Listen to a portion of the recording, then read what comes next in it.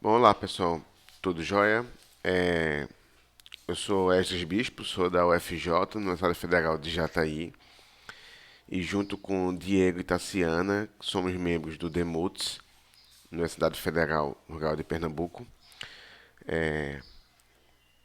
Propomos esse trabalho aqui no Simpósio Nordestino de Etnobiologia e Etnoecologia, né? Etnocomputação, a computação como atividade culturalmente informada, tá?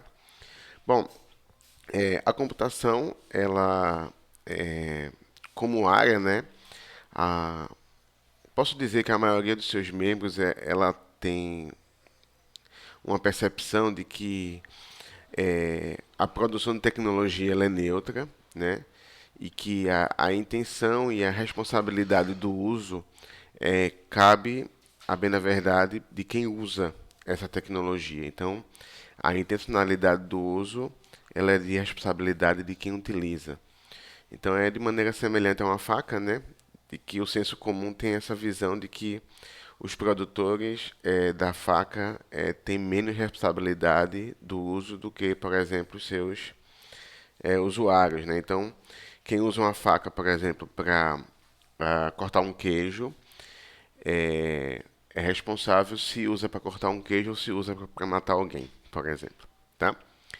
E, bom, em oposição um pouco a essa visão, e não a oposição plena, mas ampliando um pouco essa concepção, a etnocomputação ela traz essa ideia de que a gente pode ampliar esse leque, ampliar essa percepção, porque existe algumas realidades que nos desafiam. Então, por exemplo, trago aqui uma notícia do The Guardian, em 2017, do crescimento de robôs racistas, né? Em que, apesar de você supostamente admitir a ideia de que o seu robô conversacional, né, ele é um robô supostamente neutro, você tem um risco de que os dados que você coloca para esse robô, eles refletem, né, a própria sociedade que a gente vive. E aí, como o próprio título da notícia aponta, né, ele pode aprender todos os nossos piores impulsos, né? Então, se o racismo ele é comum e está presente e a nossa sociedade está manchada, né, por esse mal, se a sua produção tecnológica ela é neutra, ela pode pavimentar, né, na realidade, toda uma estrutura para replicar problemas e males sociais que a gente, como sociedade, deseja que eles sejam é, combatidos, tá joia? Então, a etnocomputação surge, né, nesse cenário em que, no meio dessa revolução, né, que a etnoecologia, a etnobiologia, de umas décadas para cá, trouxe e promoveu aí uma mudança aí de olhares, né, em várias disciplinas. Então, etno-X, né, em que X é uma disciplina, tem sido muito comum, né, etnociências e no caso específico aqui, etnocomputação, tá? Então, o objetivo desse trabalho foi elencar, né, quais os problemas de interesse da etnocomputação. Quais são esses problemas, né? E aí nós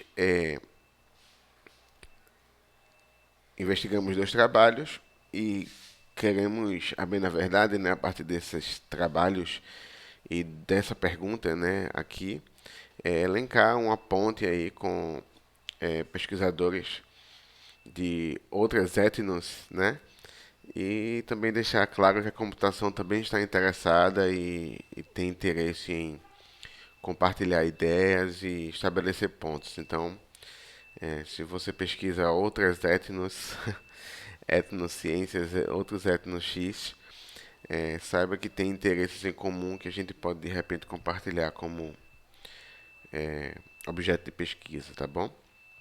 Então, os trabalhos analisados foi um do TEDRE, lá da pessoal da Suécia, tá?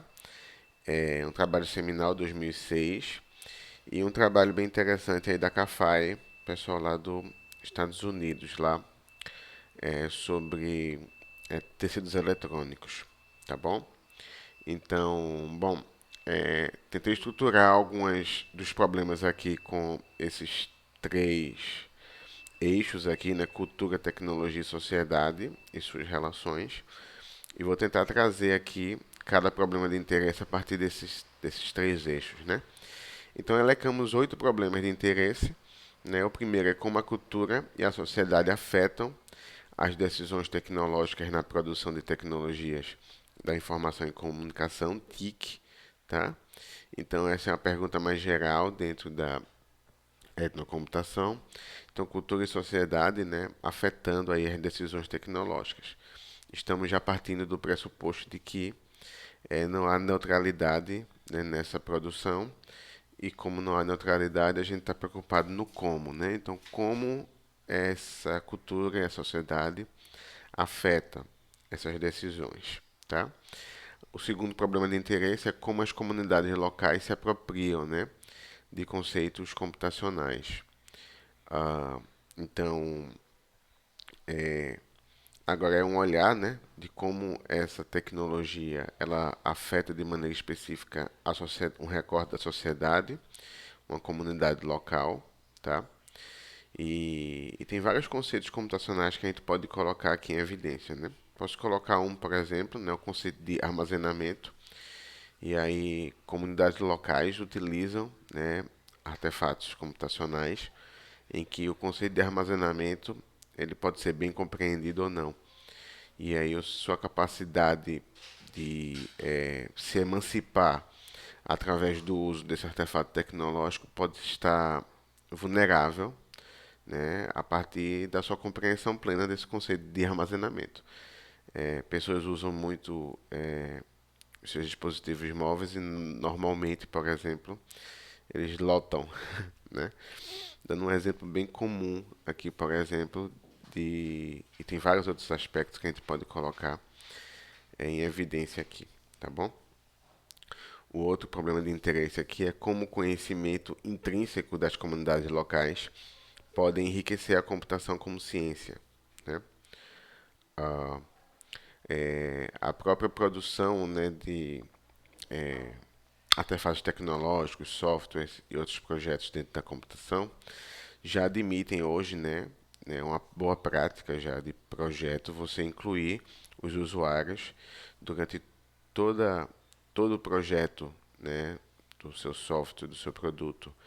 Então, não só apenas para validar o resultado final do seu projeto, mas também para poder que ele participe do processo de estabelecimento de requisitos, de funcionalidades e outras coisas, né? Um desafio mais ousado aqui seria, de repente, admitir que as comunidades locais não sejam apenas usuárias no sentido estrito do termo, mas uma ideia de usuária, não sei se está correto esse termo, usuário e produtor, tá? De forma que as comunidades locais elas possam produzir a tecnologia junto com a equipe. É um desafio, é uma tarefa mais ousada e já tem pessoas tentando desenvolver essas linhas aí de pesquisa nessa direção, tá bom? O problema de interesse 4 pergunta como as classes sociais dominantes se beneficiam dos pressupostos científicos e filosóficos dos produtores de TIC, né? Então, por exemplo, se a gente admitir essa ideia de que os produtores de TIC, né, eles admitem que a sua produção é neutra, né?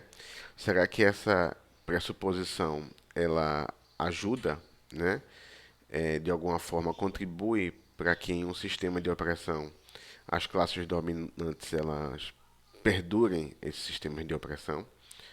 Então, essa é uma pergunta que a gente pode investigar dentro da etnocomputação, né?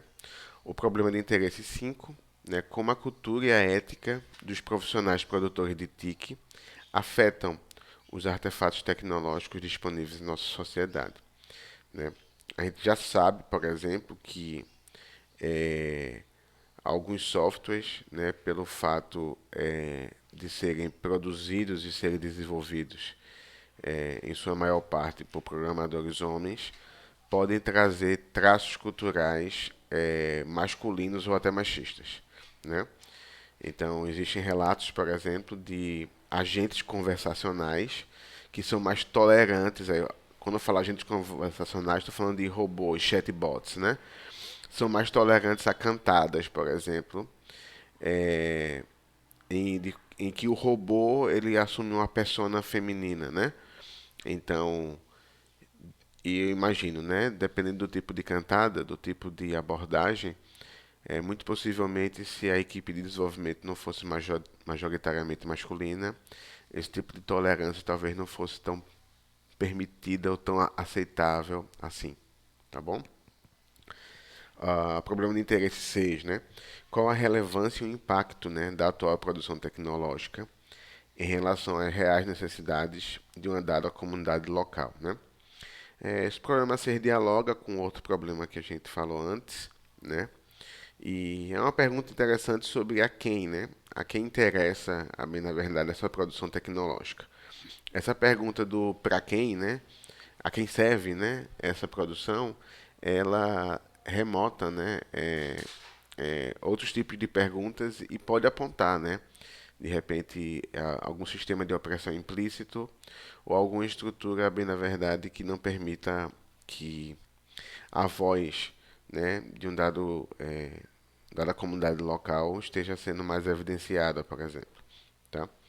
Então, esse problema, né, das reais necessidades pode apontar aí implicitamente é, algum sistema de operação que esteja em vigor, esteja em evidência, tá?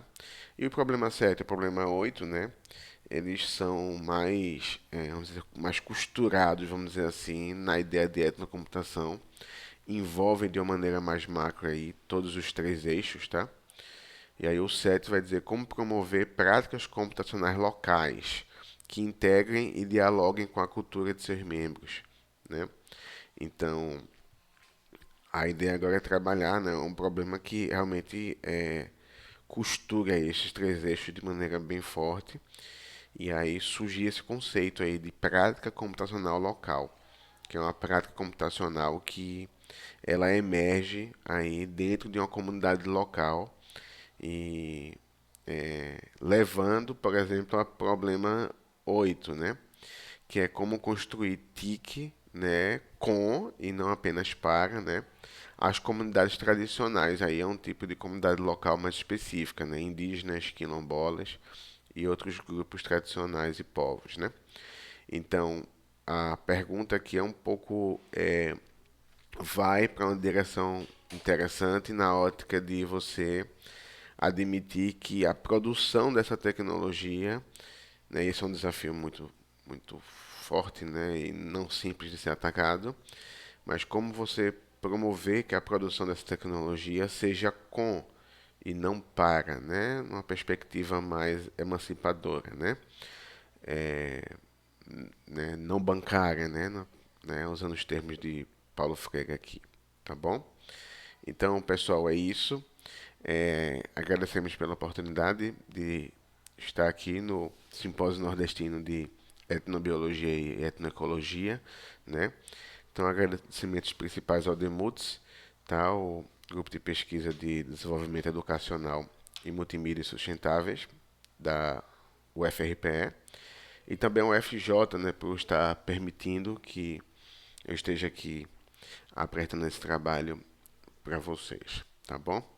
E é isso, qualquer coisa, contatos, ideias interessantes, algumas possibilidades de colaboração, pode mandar um e-mail para mim, tá? bispojr@ufj.edu.br. Obrigado, pessoal. Um abraço.